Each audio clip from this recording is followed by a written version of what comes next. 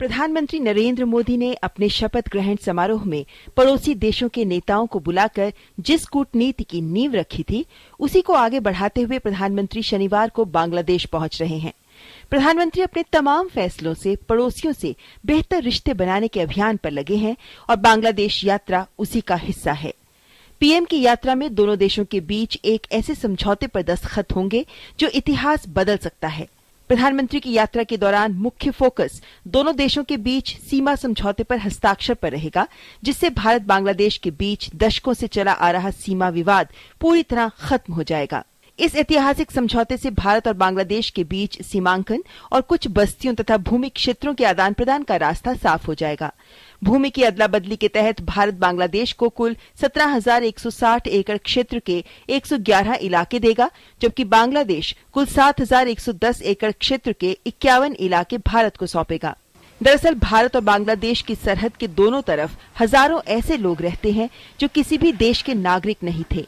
ये लोग सरहद के दोनों तरफ 162 छोटे बड़े जमीन के ऐसे टुकड़ों पर रहते आए हैं जिनकी स्थिति समंदर में टापू जैसी है।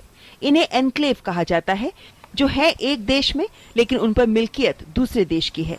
भारत और बांग्लादेश के बीच जमीन के टुकड़ों की अदला बदली सिर्फ नक्शे पर होने वाला कूटनीतिक समझौता ही नहीं है, समझौते के मानवीय पहलू भी हैं।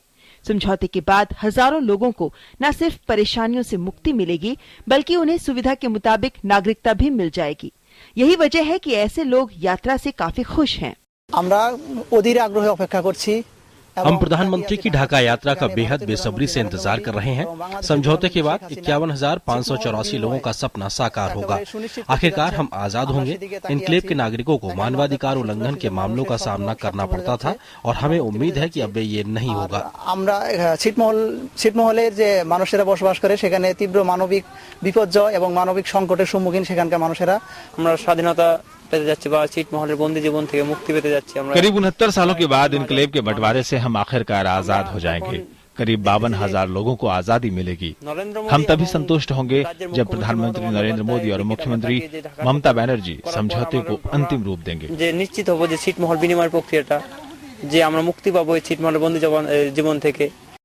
ये समझौता कितना अहम है, इसका अंदाजा इसी बात से लगाया जा सकता है कि पश्चिम बंगाल की मुख्यमंत्री ममता बनर्जी भी प्रधानमंत्री के साथ बांग्लादेश की यात्रा पर जा रही हैं। यात्रा के दौरान दोनों देशों के कनेक्टिविटी बढ़ाने, आर्थिक संबंधों को मजबूत करने तथा सुरक्षा सहयोग का विस्तार करने पर विशेष ध्यान दिए जाने की उम्मीद है। दोनों देशों की जनता के बीच आपसी रिश्तों को आवाजाही के जरिए मजबूत बनाने के लिए रेल, सड़क और जल मार्गों से संपर्क बढ़ाने सहित कई समझौते हो सकते हैं। इस यात्रा के दौरान प्रधानमंत्री और शेख हसीना ढाका होते हुए कोलकाता से अगरतला और ढाका शिलोंग गुवाहाटी बस सेवाओं को हरी झंडी दिखाएंगे। कुल मिलाकर प्रधानमंत्री की ये यात्रा न केवल 56 साल पुराने विवाद को खत्म करेगी, बल्कि ये रिश्तों के नए अध्याय की शुरुआत होगी। News night desk, DD news.